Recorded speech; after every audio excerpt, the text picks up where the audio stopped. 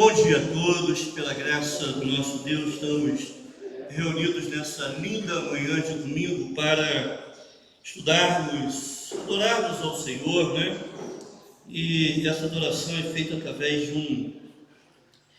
de um estudo mais aprofundado, ou com maior tempo da sua palavra, e compreensão das suas verdades e vontades. Vamos orar? Vamos pedir as bênçãos do Senhor nesse tempo que estaremos juntos aqui, buscando aprender mais a respeito do nosso Deus. Senhor, obrigado pela essa manhã que tu nos dás, pela tua graça que tem nos sustentado, pela forma como tu tens cuidado de nós em todos os momentos. E nós pedimos agora, Pai, que tu sejas engrandecido através desse tempo aqui de reflexão e estudo da tua palavra. Que esse momento de EBD seja enriquecedor para todos aqui presentes, ó Pai. E pedimos que o teu Santo Espírito esteja nos trazendo convicções da tua palavra, verdades profundas, para que sejamos transformados por ela. Em nome de Jesus, amém. Muito bem, irmãos, nós vamos então continuar com o nosso estudo da lição, as leis do reino.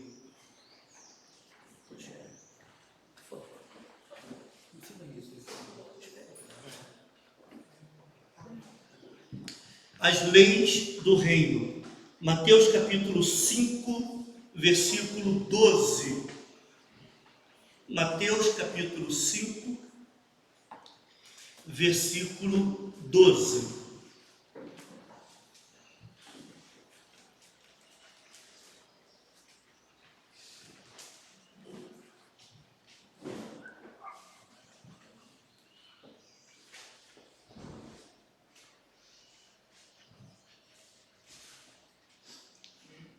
Amém? O texto então nos fala assim: vós sois o sal da terra. Ora, se o sal vier a ser insípido, como lhe restaurar o sal? Para nada mais presta, senão para ser lançado fora, ser pisado pelos homens. Esse é o 12, né? Nós estamos escrevendo 13. 12 é o seguinte: regozijai-vos e exultai, porque é grande o vosso galardão nos céus, pois assim perseguiam os profetas que vieram antes de vós. Irmãos, a realidade do reino e as leis do reino, elas acabam nos colocando nesse tipo de situação que esse texto áureo nos traz, né? Precisamos nos alegrar quando fomos perseguidos em prol de vivermos justamente as leis do reino.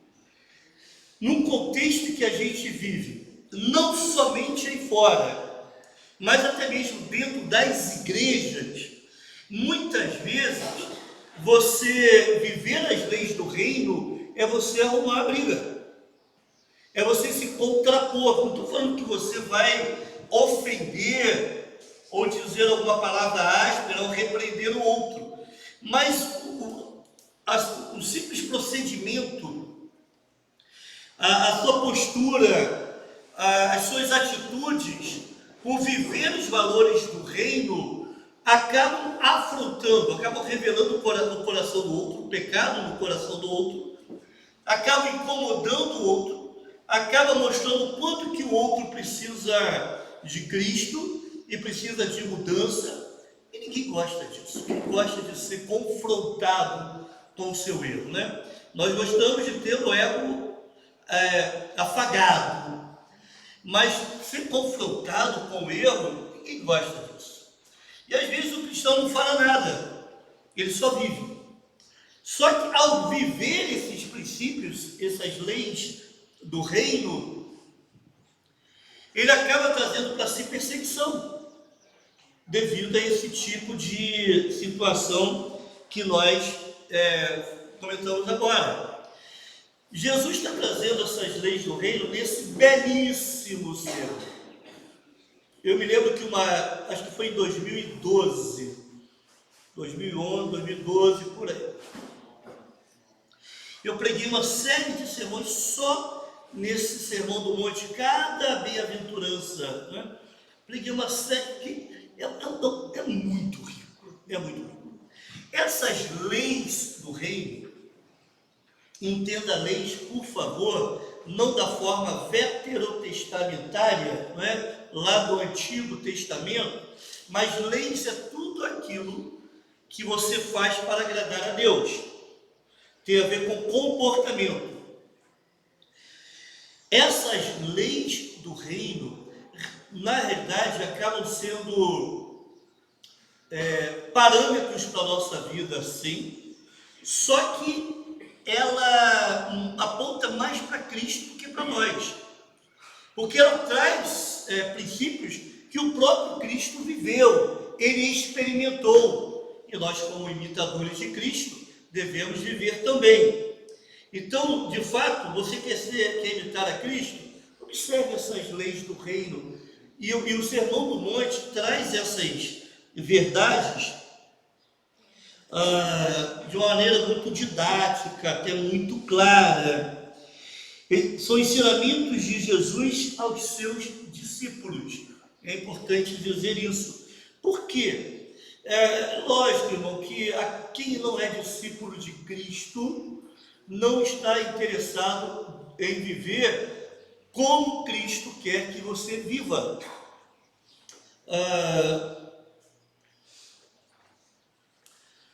Isso acaba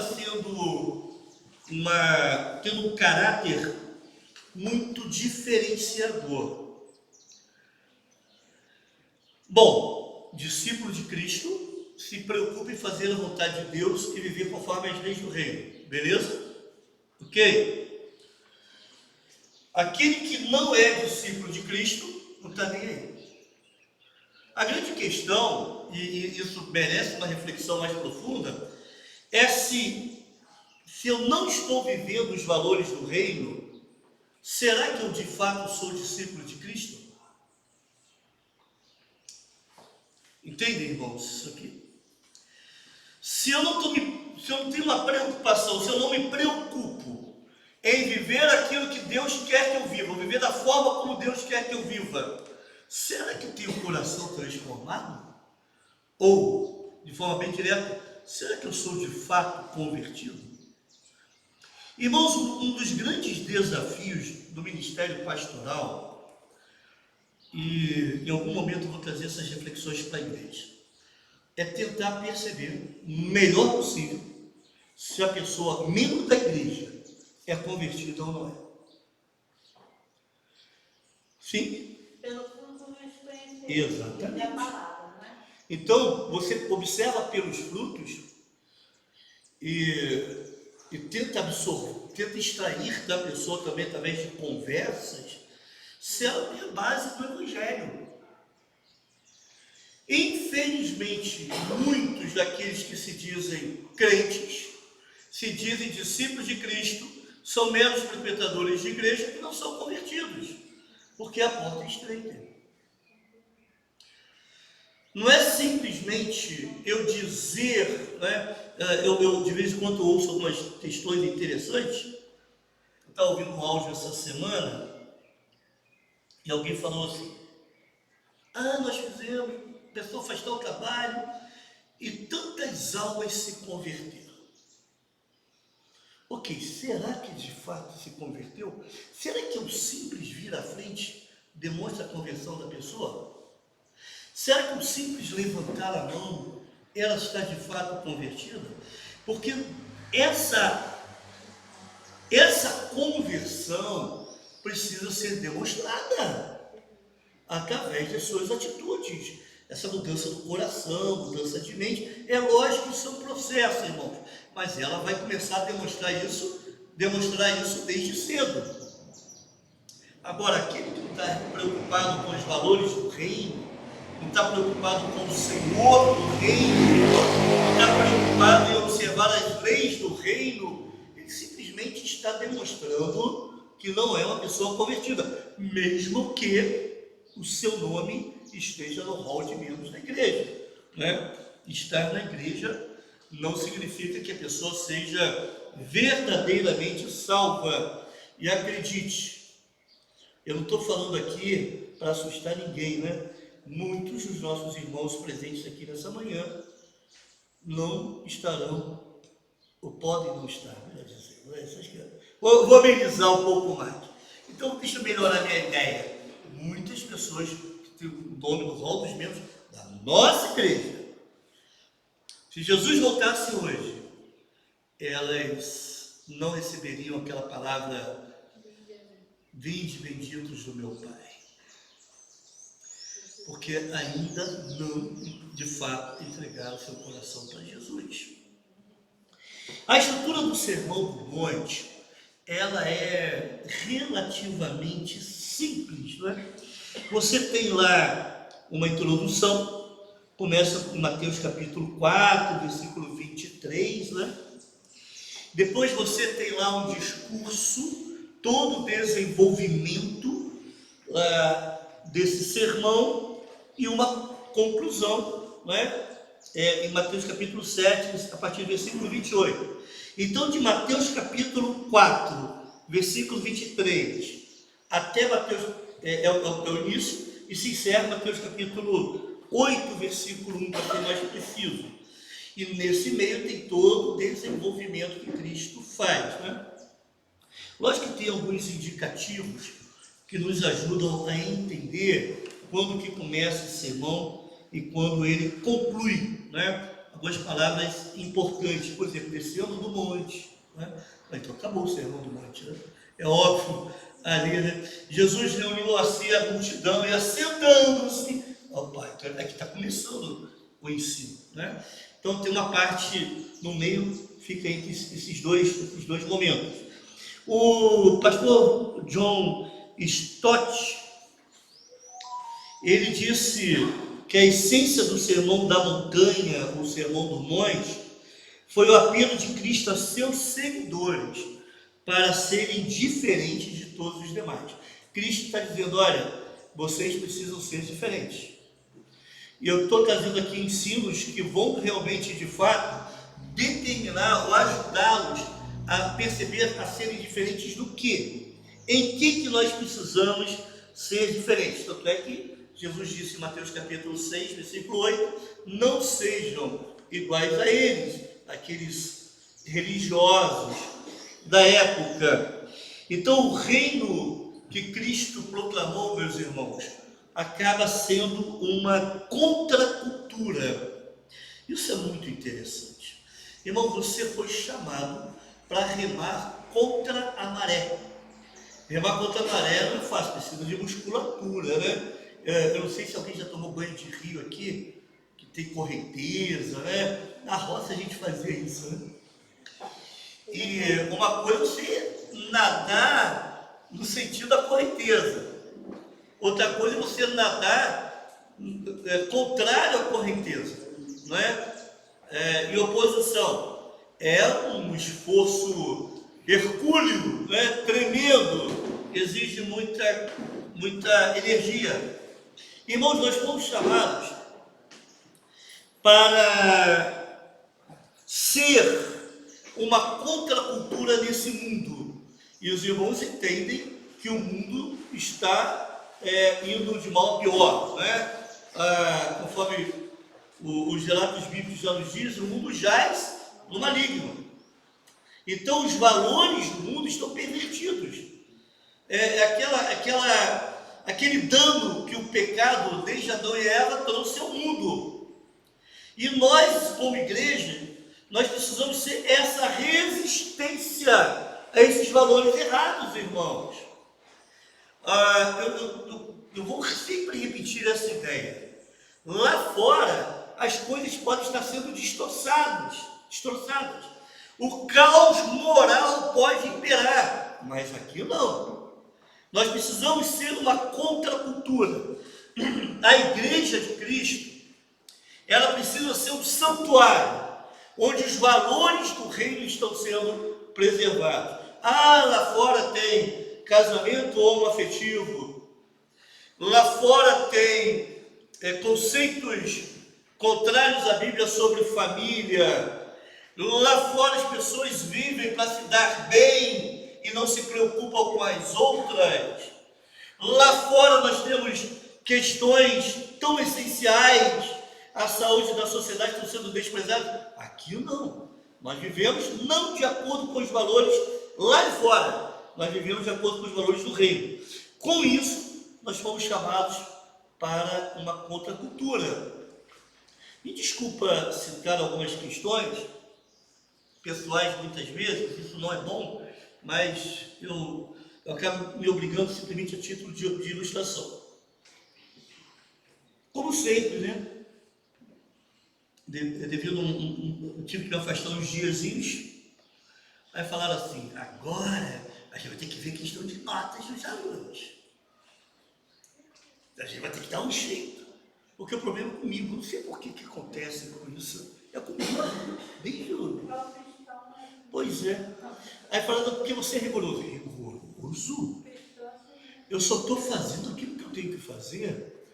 Eu já fui rigoroso há 15, 20 anos atrás. Agora eu faço o básico. Só que os valores do mundo, ok, aliviei. Só que conforme a gente alivia aqui, eles puxam mais para baixo. A gente alivia, vai puxando mais para baixo. A gente alivia, ok. Irmãos, isso é diabólico. Por quê? Por que você tem tanta dificuldade em ler a Bíblia? Por que você tem tanta dificuldade em parar, se concentrar no estudo bíblico? Volto a dizer, eu não pergunto quantas pessoas abriram a sua Bíblia durante essa semana para eu não ser daqui acabado, arrasado. Porque tem crente que faz isso. Ou então, é aquele crente meio lotérico, né? Eu vou abrir aqui por sorte, para encontrar por sorte um versículo que vai me ajudar. Aí você é místico, né? Você é supersticioso, não é crente não. Tá? Quanto tempo você gastou de reflexão bíblica essa semana? Mas pastor, por que você está falando isso? Lógico, guardando as devidas proporções, nós tivemos no passado muitas pessoas que não tiveram acesso. Por favor, não se sintam atingidos, né, com essa palavra. Mas muitos daqueles que tiveram acesso à educação não tiveram acesso a uma boa educação. Então, receberam tudo de graça, ou então não precisavam se aprofundar, não precisavam de dedicação para estudar, no final vai dar tudo certo. Então esse camarada não aprendeu a estudar. E não gosta de ler. Difícil você achar. Não é? Hoje você, se passar de 10 segundos alguns vídeos aqui, ninguém vê mais. Não é? E é 6 minutos, meu irmão, eu faço isso, eu tenho tempo. É muito tempo. Então você estudar, refletir, e coisas tão necessárias para o nosso crescimento pessoal e crescimento da fé, isso nós recebemos essa cultura ruim dentro das igrejas, irmãos. Outra coisa, falta de concentração. Eu estou falando aqui, e daqui a pouco é fácil, cara. Você olha para os rostinhos e vê as pessoas. Daqui a pouco os olhos ficam vidrados.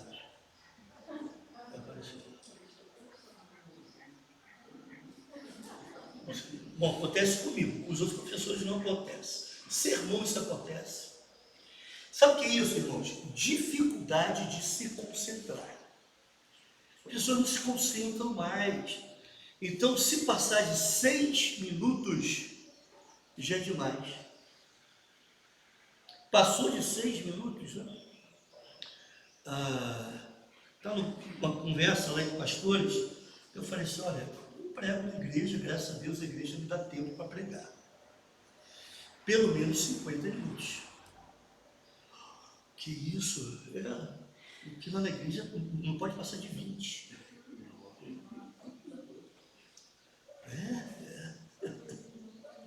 Não pode passar de 20 minutos. Senão o pessoal... Eu me lembro que eu pensei assim na igreja, quando chegava em determinado horário, o culto acabava às 9 horas. 9 horas, muitos se levantavam e iam embora. Podia passar não, irmão. Eu fiquei muito feliz com a nossa igreja naquele domingo, que nós acabamos o culto depois das 8. Alguns até por alguma necessidade, mas a grande maioria ficou, né? Não foi um levante geral, né? Então, claro, deu a hora, vai embora. Ok, isso por outros motivos, obviamente, mas até mesmo, irmão, que dificuldade que eu tenho e que você tem também da gente se concentrar, não é? Na verdade, mas isso foi ensinado para a gente. Isso tudo faz parte de uma estratégia de dominação. Um povo que conhece, um povo que se concentra, um povo que tem um coração desejado em aprender, não é um povo facilmente manipulável. Isso é estratégia demoníaca, irmãos, né? E o diabo faz isso já, e está implantando essa cultura. Então, mas Deus nos chamou para rimar, para trazer, para proclamar uma contracultura, exibindo todo o conjunto de valores e padrões distintos do mundo. Então, valores do mundo não podem ser vividos dentro da igreja. Politicagem, briguinhas tolas, discussões fúteis, encrenca, essas questões que infelizmente minam a unidade da igreja, isso é lá fora. Aqui não. Os valores do reino precisam ser vividos pelos crentes. Logicamente, não somente dentro dessas 4 paredes, mas aonde nós estivermos. Precisamos ser diferentes. Mas também o pastor Martin Lloyd Jones, que escreveu um belíssimo livro sobre o Sermão do Monte, ele diz que esse discurso do Senhor nos permite refletir com seriedade acerca das elevadas demandas da vida cristã.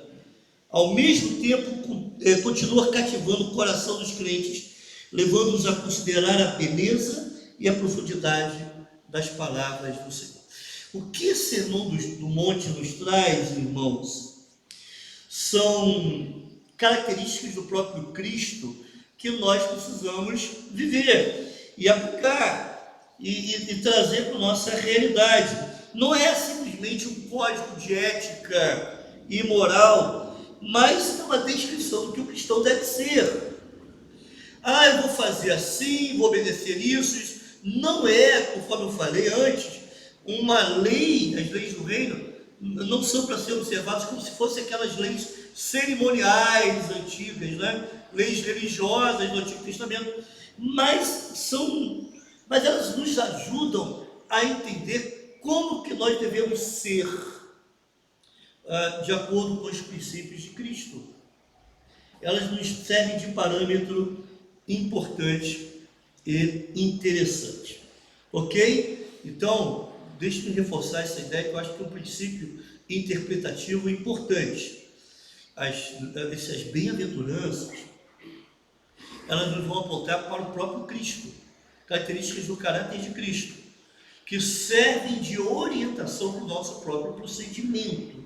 Não é simplesmente seguir, mas é imitar quem é Cristo de fato e quem Ele quer que nós sejamos. Então vamos ver essa questão das bem-aventuranças, não é? Em latim é beatus, de onde vem a palavra bendito, e em grego é makarios, que é supremamente abençoado. Essa bem-aventurança, essa palavra muitas vezes, não sei se os irmãos têm na sua Bíblia traduzida como feliz, né? Feliz né? Só que, irmãos, é além disso. Não é uma mera felicidade produzida. Essa bem-aventurança, ela é de fato algo que Deus traz para o coração do crente. Não é algo que eu faço para ser feliz, mas é algo que Deus gera no coração daquele que se propõe a viver como Cristo. É uma é uma ação espiritual de Deus no coração do crente, trazendo felicidade. Porque essa bem-aventurança é uma bênção do alto. A ideia melhor é essa. É uma bênção que vem do alto para o crente, que se propõe a viver. Observe que a coisa fica fácil, irmão, quando o crente se propõe a viver dessa forma. O que nós lemos lá no capítulo 5, versículo 12 de Mateus? Nós lemos no início, o texto fala assim: regozijai-vos e exultai, porque é grande o vosso galardão dos céus. Assim perseguiram os profetas que viveram antes de vós. Versículo 11, a partir do versículo 10, bem-aventurados os perseguidos por causa da justiça. O que é justiça? Justiça é viver os valores do reino, porque deles é o reino dos céus. Então essa felicidade não é algo produzido por nossas ações, não é você sentir bem, sentir um bem-estar interno no coração, não é algo que você vai obter de fontes externas, das pessoas à sua volta, mas é a bênção do alto para o coração do crente. Irmãos, nós precisamos valorizar os valores. Valorizar os valores é dose, né?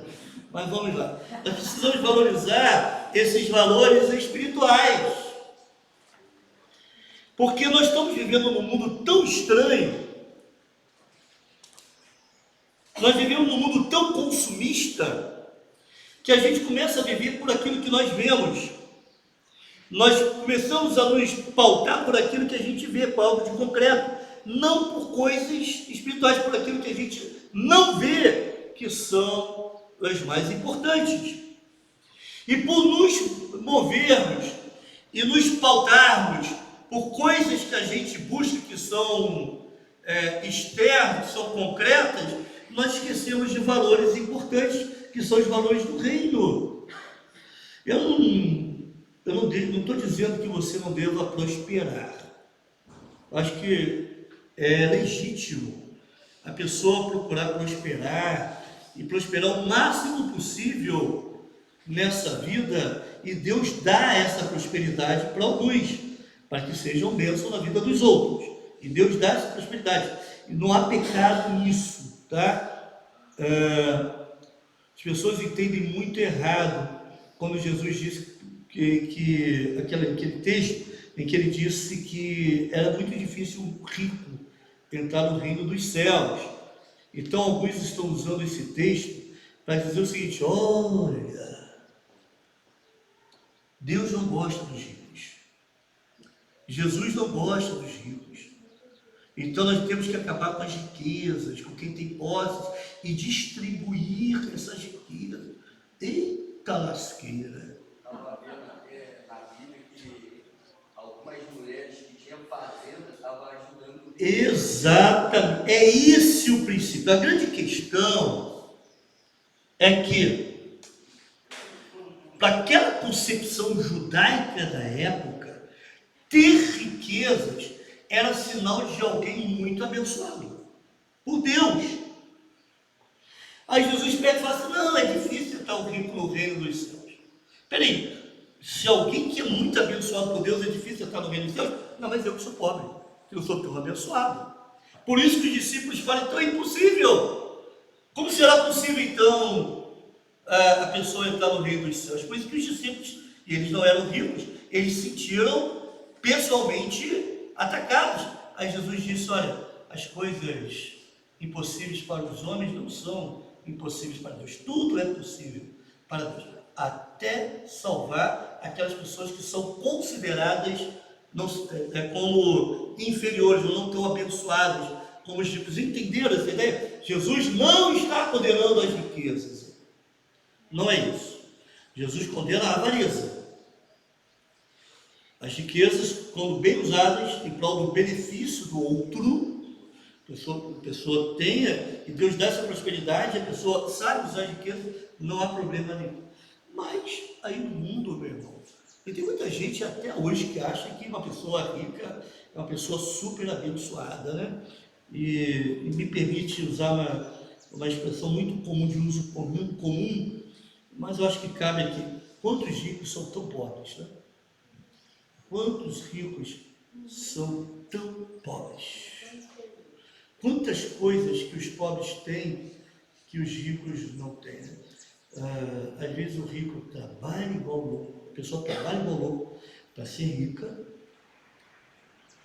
para quando chegar mais tarde, comprar uma casinha na beira do rio e pescar. Aí vem aquele pobre que não se mata tanto, que tem uma casinha na beira do rio para pescar. Não é? Irmãos, é por aí. São valores que nós precisamos entender de forma correta. Então, a bênção de Deus não está relacionado à riqueza. A bênção de Deus na vida do crente está relacionado àquilo que Deus faz devido à pessoa, à sua busca constante da pessoa permitir que Cristo viva nela e através dela. Aquele texto tão bonito, não, mas Cristo vive em mim. Eu não entendo esse texto. Eu tenho uma dificuldade. Falo, Deus vive em mim, o Cristo vive em mim. As coisas que agora vivo na carne, vivo na fé do Filho de Deus, que se amou e se entregou por mim.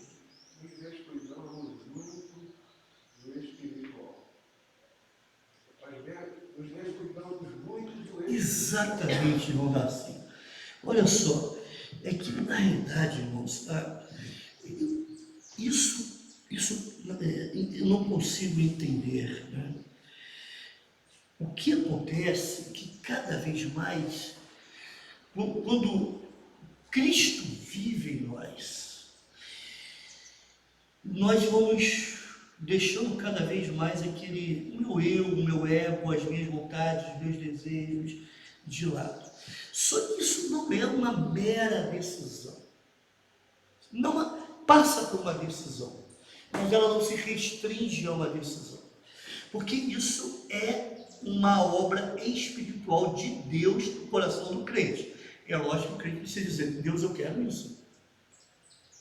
Mas Cristo vai fazendo essa obra transformadora, irmãos.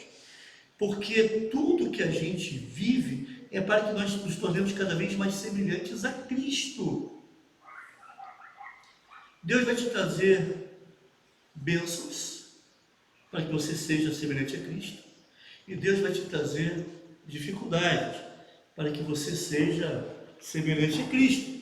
Todas as coisas cooperam conjuntamente. Eu gosto muito dessa palavra nas versões antigas. Para o bem daqueles que amam. Todas as coisas. Isso está me acontecendo para o meu bem. Peraí, o seu bem é ser semelhante a Cristo. E Deus vai usar tudo. Deus é soberano sobre a sua história. Ele vai usar todas as coisas da sua vida para que de alguma forma você seja semelhante a Cristo. Isso não é fantástico? Às vezes a gente não entende por que eu estou passando por isso. Creia, não viva de vista, não é por vista, né? Mas viva pela fé. Creia que Deus está fazendo a sua obra de forma soberana na sua vida. E esses valores do reino, eles vão ser norteadores, sim, mas eles acabam se tornando algo natural.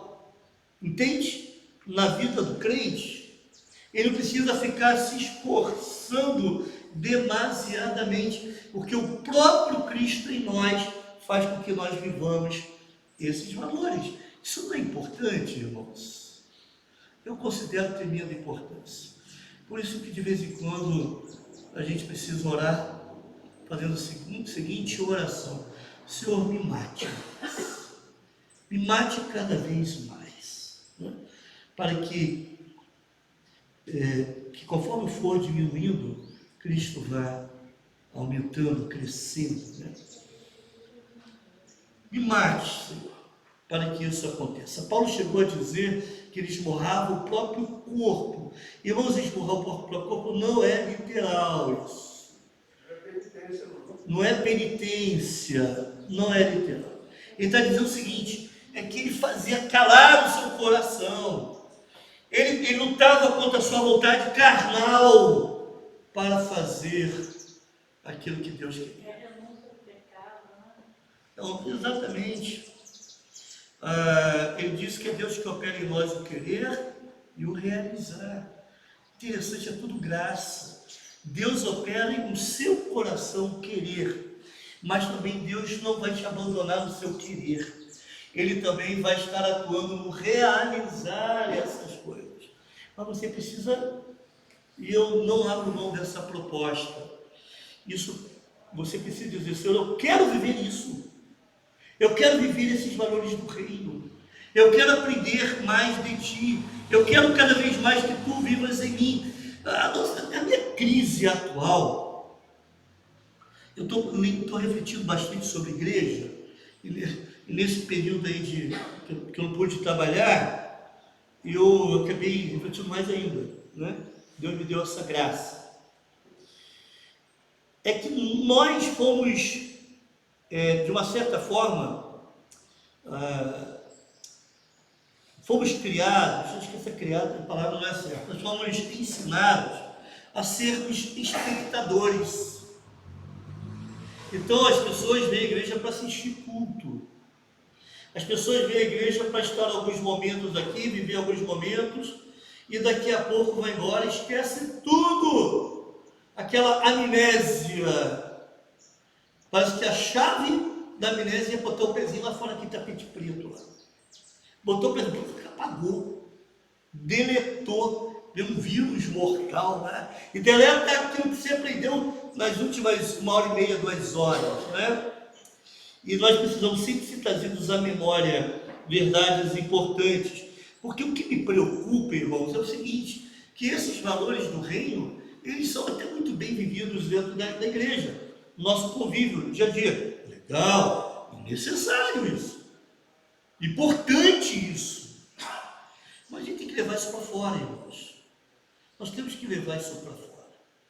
Precisamos viver esses valores do reino lá.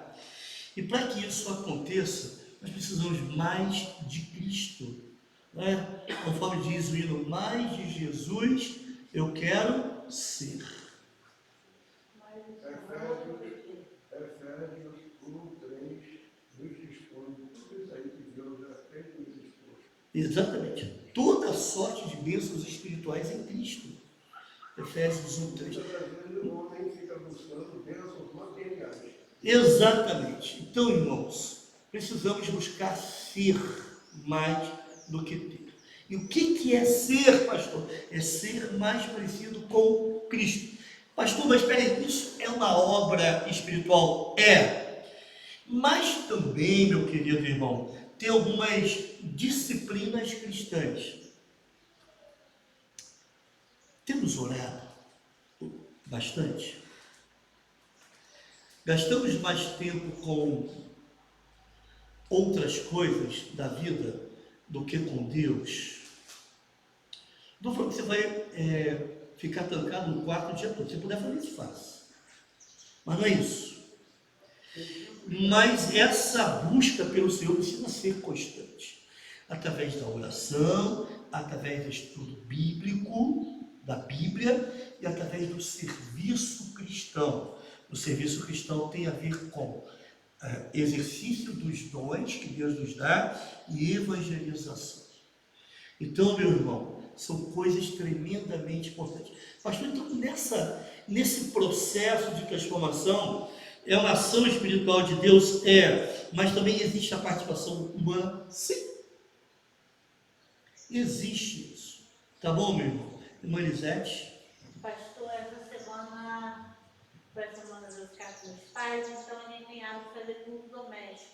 Aí teve um momento que meu pai falou, comentando que um irmão da igreja falou assim: você não foi à igreja do domingo passado. Aí ele falou: eu não fui não. Aí o que não foi perguntou: você leu o sermão que o pastor pregou? Aí ele falou: não. Então Qual a diferença de eu ter ido e você não ter ido? É Aí verdade. a gente começou, aí trouxe pra gente como exemplo, né? Aham. Pai, vamos essa semana meditar sempre no que a gente estudou na segunda-feira, falar na sexta, lembrar sempre. O que a gente estudou ontem? Pra gente puxar a memória, porque é fácil a gente falar pro outro, Sim. mas nós temos exercitado isso. Perfeito, irmão, Tem perfeito. buscado essa. Irmãos, eu acho isso tão interessante. É lógico, por exemplo, o sermão que eu vou pregar hoje à noite, os irmãos possivelmente não vão se lembrar de segunda-feira. Mas aquelas verdades precisam ser lembradas. Qual o princípio ali daquele sermão? De tal forma até que quando você voltar naquele texto, o pastor falou sobre isso. Ou então eu vi alguém falando sobre isso, professor da EBD, um outro pastor, e eu entendi que aqui tem um princípio importante para a minha vida. E isso vai nos alimentando, né, com esses princípios. Mas também, aproveitando a deixa da irmã, nós temos recursos fabulosos hoje em dia. Por exemplo, tem um canal da igreja no YouTube. Quantos estudos bíblicos lá? Quantos sermões que precisam ser revisitados? E a pessoa quer ouvir, quer aprender teologia de música. E muitas vezes com música errada, com letra errada. Quantos sermões, não é? E aqui, eu sei que esse vídeo atinge muita gente, nós não temos tanta frequência nas igrejas de todos os cultos, não é? Tá bem, Deus está nos abençoando, mas poderia ter mais. Mas às vezes a gente vai lá no canal da igreja, 2, 3 visualizações, né? Isso dá uma tristeza, né? Tem que voltar. Puxa, aquele estudo que o irmão Fabiano, irmã Nayane fizeram naquele domingo. Eu tenho essa possibilidade de voltar, sabe? Deus nos deu isso, irmão. Voltar lá no canal da igreja e rever aquele estudo que foi feito, aquele sermão. Tem um pastor que foi lá, pregou, quero ouvir aquilo de novo. Está lá. É importante, de vez em quando, a gente voltar. Eu não sei se isso é uma orientação, tá, irmãos? Não é obrigatoriedade, mas uma orientação. A minha preocupação em não voltar ao estudo, e talvez o princípio melhor seja esse, é que justamente aquela falta de disposição de estar revendo, sabe? Aquela falta de disposição de estar crescendo. Então, só recebo a palavra no momento de culto. Ok, a prática de cultos domésticos, ela foi abandonada. Quase ninguém mais faz culto doméstico. Mas era interessante quando a gente se reunia em família, chegava, estudava a Bíblia, tocava nas ideias, cantava, né? E fazia isso. Gente, que bom, que algo saudável. Você está sempre voltando ao texto, está sempre priorizando as verdades bíblicas. Irmãos, não é assim, irmãos, que deveria ser? São práticas importantes que mostram, na realidade, qual é o nosso principal interesse. Você gasta 2 horas vendo Fla-Flu, mas não consegue ficar 15 minutos fazendo um momento devocional com a família. Você gasta 50 minutos, 1 hora, 1h30 vendo uma série, mas não consegue gastar 10 minutos com minha oração em família. Tem algo errado nessa lógica? Eu acho que tem, eu sei. Eu acho que tem. Eu tirei o Facebook do meu celular. Não tinha. Porque eu ficava lá, irmão. Sou eu, você não tem esse problema, sou eu que tenho, tá? Aí eu sentava para fazer umas coisas e começava. E ficava lá. Quando eu via, 1 hora. Falei, meu Deus, que tempo perdido. Podia ter feito tanta coisa. E quando vi, está passando o tempo demais. Aí chegou a determinado momento e falei, o Facebook é o meu tempo, então eu vou priorizar um tempo de qualidade. Despachei o Facebook do celular, tem até no notebook da igreja, porque eu posto coisas, né? E acompanho algumas pessoas ali. No meu notebook, não no notebook da igreja, no meu notebook, né? para acompanhar algumas questões, e eu posto sempre aquelas reflexões, né, que os irmãos têm recebido. Irmãos, são coisas. O que eu estou chamando a atenção aqui é que existe de fato essa ação espiritual de Deus promovendo essa transformação, mas isso não te exclui, não exclui o seu desejo, não exclui a sua vontade de querer crescer, de querer ser parecido com Cristo. Dessas boas práticas cristãs são ferramentas da graça divina para a sua vida. Só que parece que a gente abandona isso, né? Com uma facilidade, a gente troca as coisas de Deus para as coisas dessa terra com uma facilidade tremenda. Então esse sermão do monte, essas bem-aventuranças, elas nos oferecem uma série de desafios colocados por Jesus àqueles que desejam segui-lo, deixando claro onde deve ser a sua prioridade. Qual é a sua prioridade? Nós vivemos hoje a tirania do urgente. Você sempre faz aquilo que é urgente. E esquecemos de estabelecer, de fato, prioridades. Qual é a sua prioridade? Tem gente que tem dificuldade de vir aos cultos. Tem gente que tem dificuldade de trazer os filhos à igreja. Por que será? Será que teria a mesma dificuldade de ir para o parque todo domingo? Será que teria a mesma dificuldade de fazer um momento de lazer com a família todo domingo? Então, qual é a sua prioridade, de fato? As suas prioridades revelam, na realidade, os seus interesses. Quem, de fato, você adora. O que você busca. Então, esse Sermão do Monte acaba nos fazendo refletir em termos dessas prioridades. Qual tem sido a minha prioridade na minha vida? Os cristãos de todos os tempos, de todos os lugares, são bem-aventurados. Isso porque eles se tornam parecidos com Cristo, em conformidade com Cristo, imitando o seu mestre. E é isso que ele quer. Isso demonstra que eles pertencem a Deus. O que nós falamos ainda há pouco, né? Logicamente, se eu sou uma pessoa convertida, isso vai se revelar, isso vai se mostrar de alguma forma, e o Sermão do Monte vai me ajudar a identificar algumas questões, essas bem-aventuranças, se eu sou de fato, se eu pertenço a Deus, né?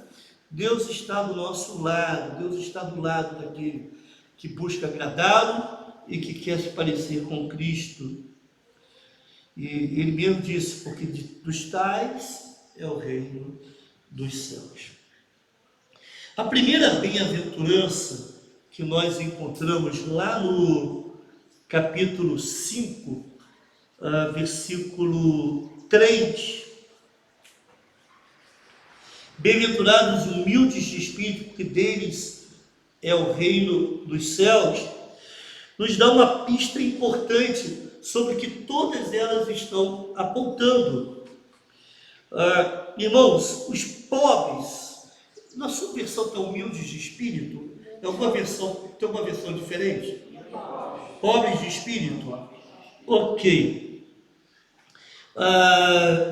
Em Lucas traz também questão de pobres, mas você tem que entender Lucas à luz de Mateus.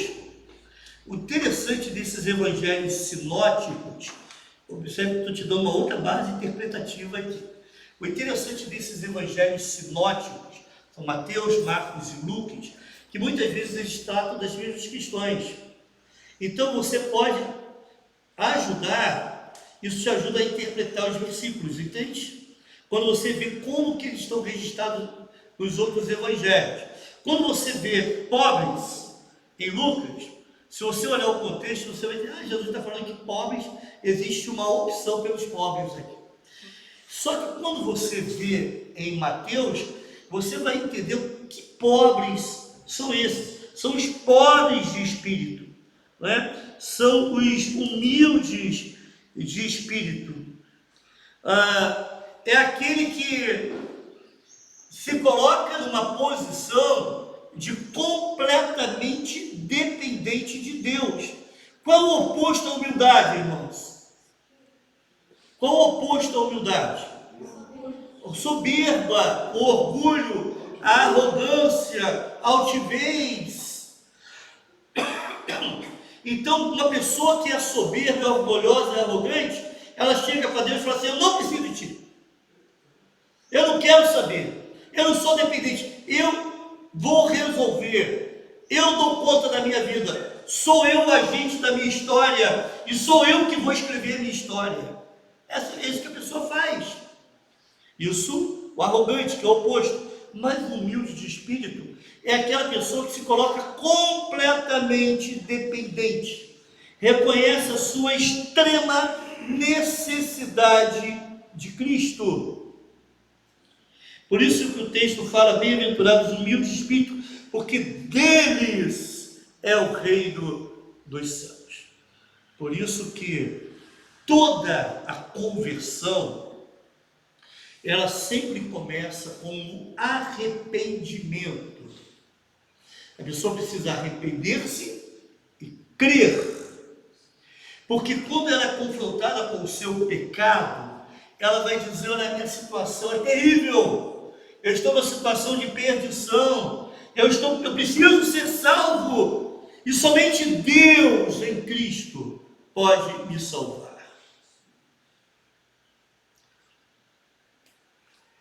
Se alguém está se afogando e a outra pessoa joga uma corda, ela vai ficar perguntando que cor que é aquela corda. Ela vai ficar perguntando se aquela corda é de nylon ou de outro material que eu não sei bem o que é. Ela vai se segurar naquela corda, sim, pela consciência da sua necessidade. Só que, irmãos, muitas vezes nós somos tomados por esse orgulho, e nós não nos reconhecemos tão necessitados de salvação quanto realmente precisamos. Por isso que quando a gente anuncia o Evangelho, nós confrontamos sempre a pessoa com uma situação de pecado, ou a situação da sua vida, como pecadora que é, e a sua necessidade de salvação, né? Você faz assim aquela pergunta: Jesus quer te salvar, salvar do quê? Afinal de contas, somente Jesus salva, ok, só Jesus salva, salva do quê? Afinal de contas, né? Isso precisa ser muito bem entendido. O humilde de espírito é aquele que abre mão de agir por si mesmo e conta, implora, roga pelo perdão de Deus, pela ação de Deus, salvando essa pessoa. Então as bem-aventuranças, elas começam com bem-aventurados os humildes de espírito por causa disso. Eles são pessoas que colocam toda a confiança em Deus, em seus cuidados por Ele. Nunca serem totalmente dependentes dos seus recursos de bens materiais. São pessoas que nunca se colocam numa posição de totalmente dependentes de si mesmos, de seus recursos e bens materiais, mas confiam sempre no amor de Deus por eles, aconteça o que acontecer. Eu não confio nos meus recursos. Irmão, você está preocupado com o que vai acontecer com o Brasil daqui para frente? Você está preocupado? Ok, tá bom. Tá, entendo. Mas você está dependendo de quem, afinal de contas? O Senhor tem cuidado de nós.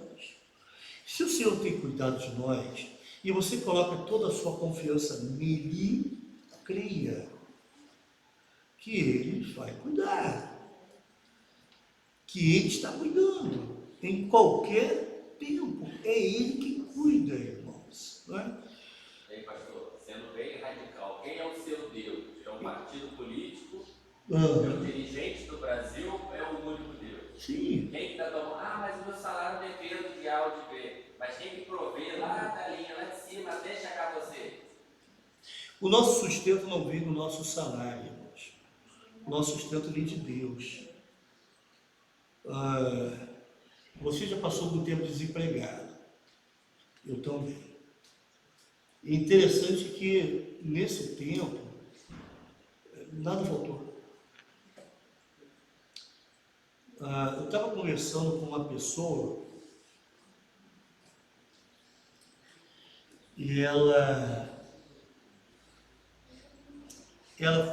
tem que sair de um local e foi para outro, uma pessoa envolvida com a pregação do Evangelho. E ela falou assim, eu vivo um dia de cada vez. É dessa forma que eu vivo. O que eu vou ter amanhã, eu sei que Deus vai prover. E até naquele momento, ele tinha, e era isso que estava acontecendo, irmão.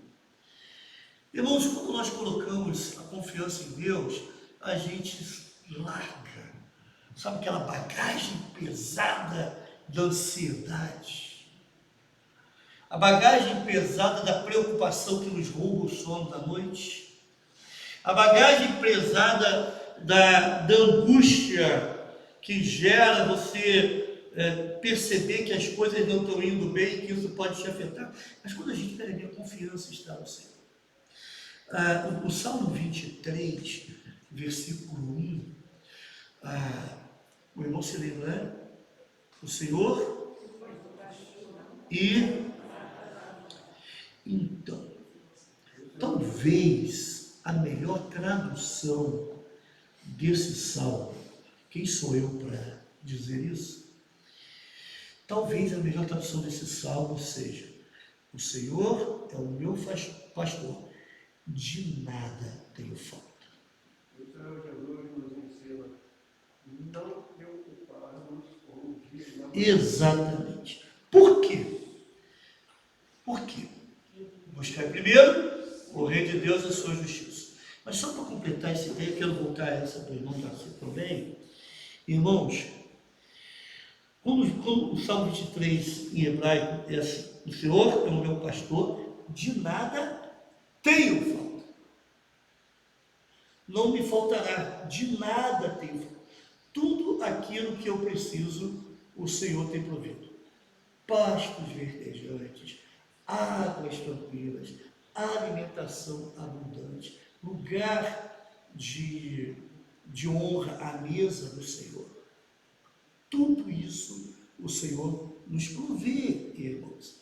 Agora, quando eu quero lutar contra Deus e tentar prover para mim mesmo aquilo que Deus quer me prover, aí eu vou dizer o seguinte: eu não preciso de ti, sou eu que vou dar conta da minha vida. Não estou dizendo que você vai parar de trabalhar amanhã não, tá, gente? Pelo amor de Deus.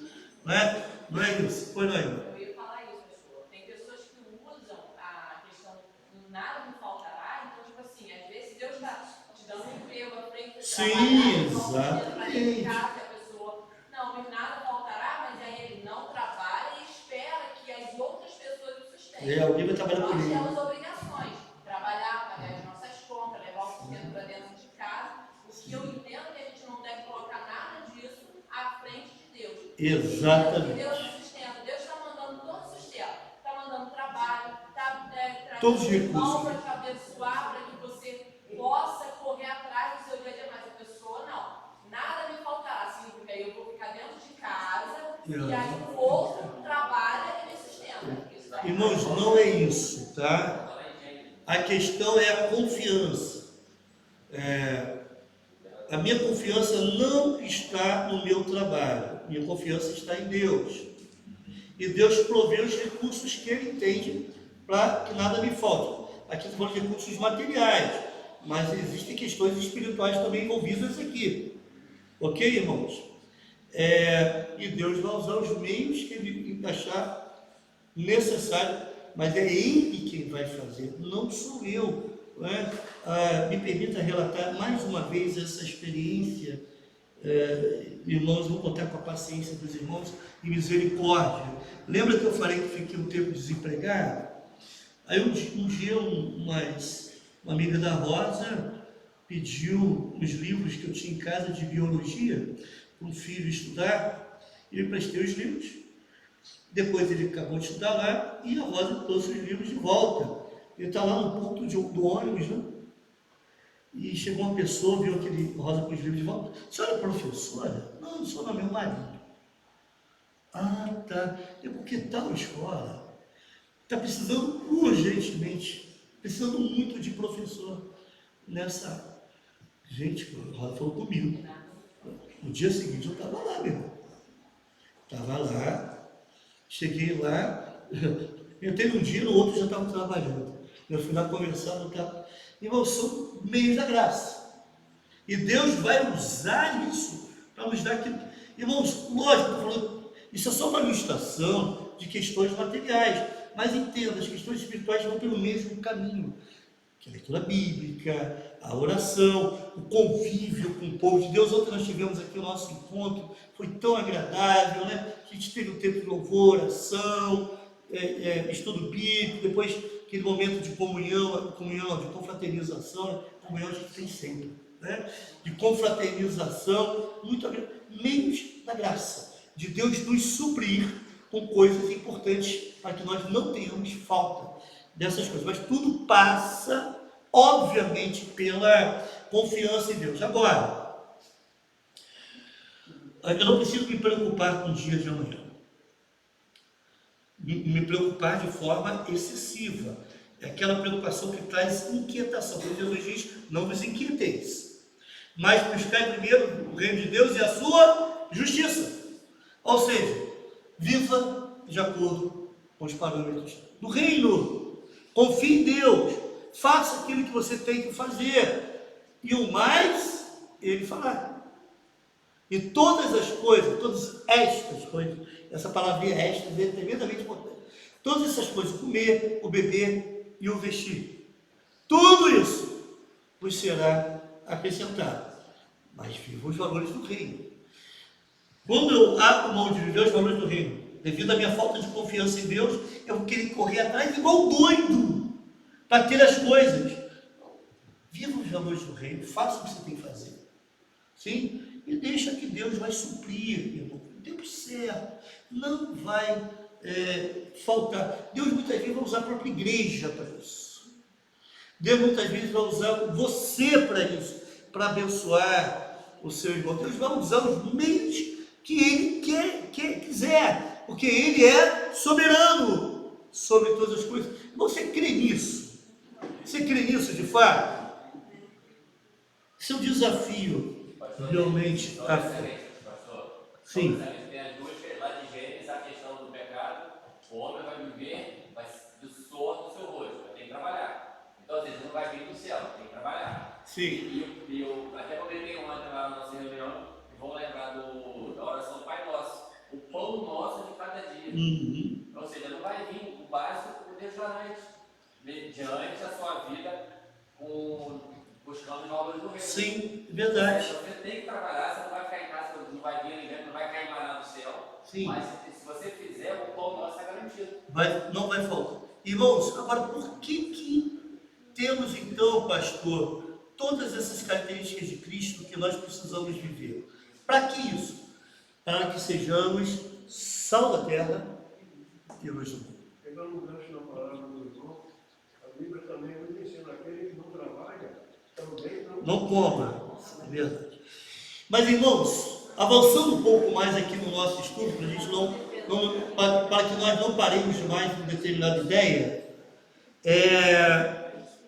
isso tudo tem um resultado prático na vida daquelas pessoas que estão ao nosso redor, para que sejamos sal da terra e luz do mundo. Eu achei muito interessante esse autor, né, o pastor Guilherme Mantaia, ter colocado esse texto aí, 2 Reis 2:21, aquele episódio, logo depois que Elias subiu aos céus, né, no redemoinho, não no carruagem de fogo, logo depois que ele subiu aos céus, e Eliseu então recebeu a bênção, né, de Deus, de ser ungido por Deus como profeta, sucessor de Elias, né? Aqueles homens, se não me engano, Gilgal, naquela cidade, o termo correto é Gilgal, né? Vamos usar Gilgal aqui. Aqueles homens, eles procuraram Eliseu e falando: olha, está vendo essa cidade? Uma cidade interessante, cidade bem montada. Falou ressaltou aquela cidade, só que a terra era infértil, não produzia nada, as águas não eram boas. E Eliseu então pegou o sal, jogou nas águas, e aquelas águas então foram saradas. Aquelas águas traziam morte, né? Águas envenenadas por algum motivo, né? Naturalmente envenenadas. E aquelas águas foram saradas. Irmãos, através do nosso testemunho, Deus, Ele é capaz de promover cura na vida das pessoas. E aqui, obviamente, eu estou falando da mais importante cura, que é a cura espiritual. Eu gostei muito dessa ideia aqui. A ideia de você, como uma pessoa que vive bem-aventuranças, vive o Evangelho, vive em Cristo, ser um meio pelo qual esse mesmo Cristo vai alcançar a vida das pessoas para que sejam curadas do seu pior problema, que é o pecado. Muito interessante. Deus não nos dá coisas, irmãos, somente para benefício próprio, mas sempre para que sejamos também instrumentos nas mãos de Deus em benefício de outros. Ontem eu lembrei, vou lembrar de novo, lembra de um livro que nós estudamos, Instrumentos nas Mãos do Redentor? E o princípio daquele livro a ideia básica é: enquanto somos transformados, Deus nos usa como instrumentos redentores para a transformação de outros. Enquanto estamos nesse processo de transformação, Deus nos usa para que outros sejam transformados através da nossa vida, do nosso testemunho. Nós somos canais de bênção, né? Nós somos canais de bênção. Entenda isso. Então, Deus nos chamou, Deus nos traz toda essa proposta de vida para que sejamos sal, mas também que sejamos luz do mundo, iluminando os outros com o nosso testemunho cristão. Então, qualquer bem que nós façamos nas condições de discípulos estarão dentro desse princípio de sermos sal e luz do mundo para abençoar os outros, para que eles vejam as nossas boas obras e glorifiquem a nós mesmos, a nosso Pai que está nos céus.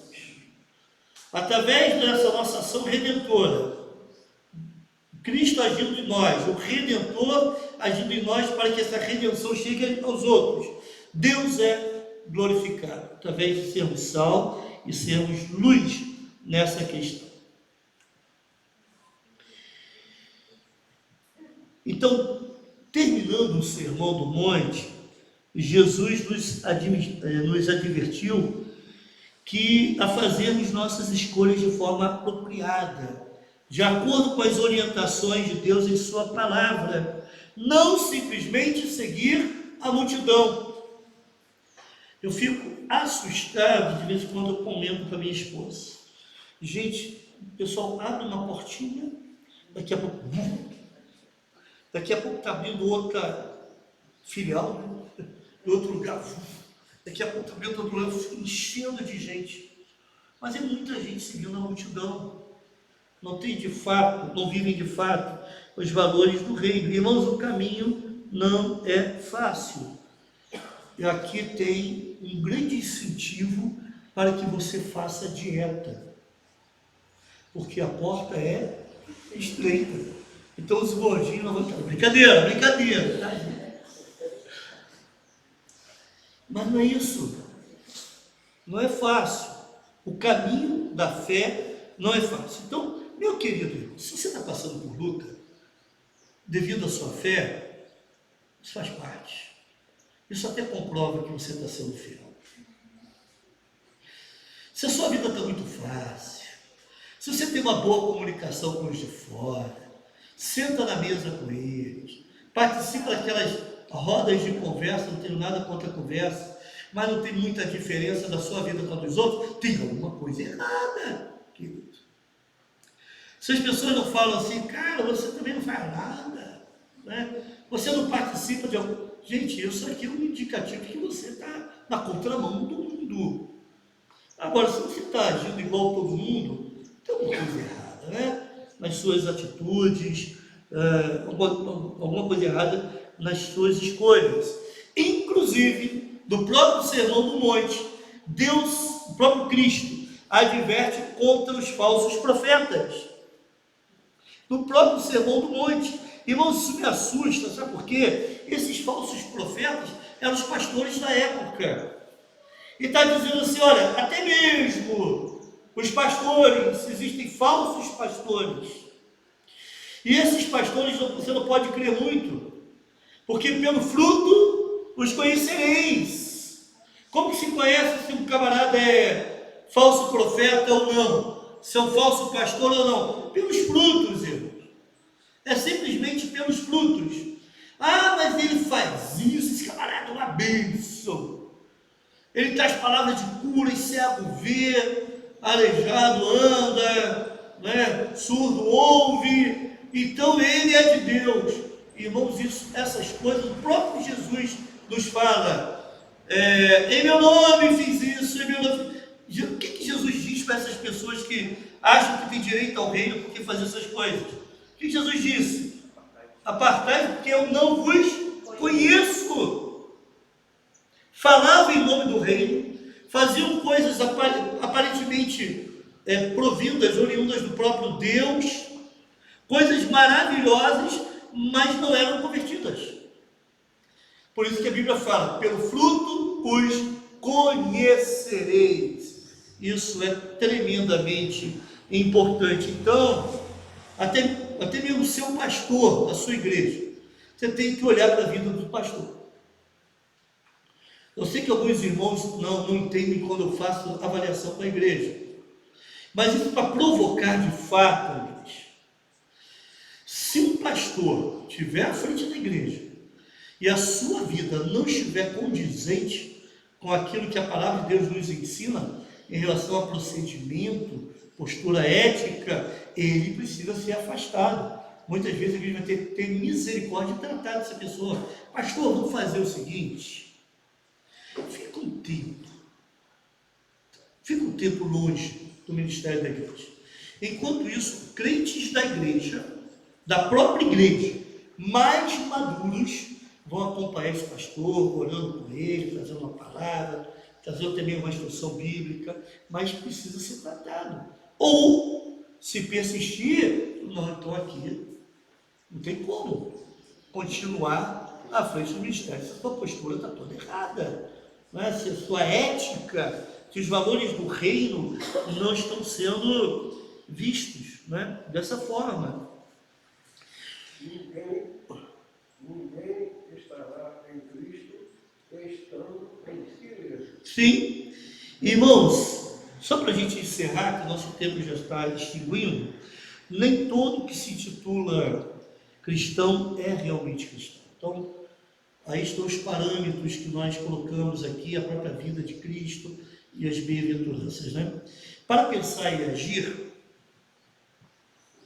as impactantes palavras de Jesus no Sermão do Monte devem ser cuidadosamente observadas por todos aqueles que dizem ser seus discípulos.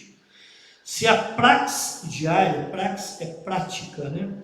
Diária, não for a de dar a outra face, ser luz ou ser sal fora do saleiro, ou seja, se não for o fiel cumprimento das leis do reino, não seremos súditos do reino. No meu dia a dia, tenho obedecido às leis do reino? tenho feito tudo o que Ele tem nos orientado a fazer, guardar, observar e obedecer ao Rei do Reino, e suas diretrizes precisam ser o nosso ideal. Amém, irmãos? Que Deus tenha misericórdia de cada um de nós. Vamos orar mais uma vez, encerrando esse nosso tempo de EBD, e logo em seguida continuaremos com as nossas atividades. Irmão Joelson, por gentileza, pode levar Deus nessa palavra de oração, vai chegar o microfone. Oremos. Pai, muito obrigado, Senhor, pelas instruções que o Senhor vem colocando em nossas mentes, em nossos corações, sobre a palavra de Deus, Senhor. Continue nos orientando, nos abençoando, nos fortalecendo cada dia mais, Pai, que nós possamos estar nos despertando, Pai, para buscar a sua palavra. Amém. Obrigado, Pai. Continue conosco no decorrer desse culto e abençoe a palavra que vem trazer agora e tudo que for acontecer, Senhor, que te entrego em nome de Jesus. Amém. Amém.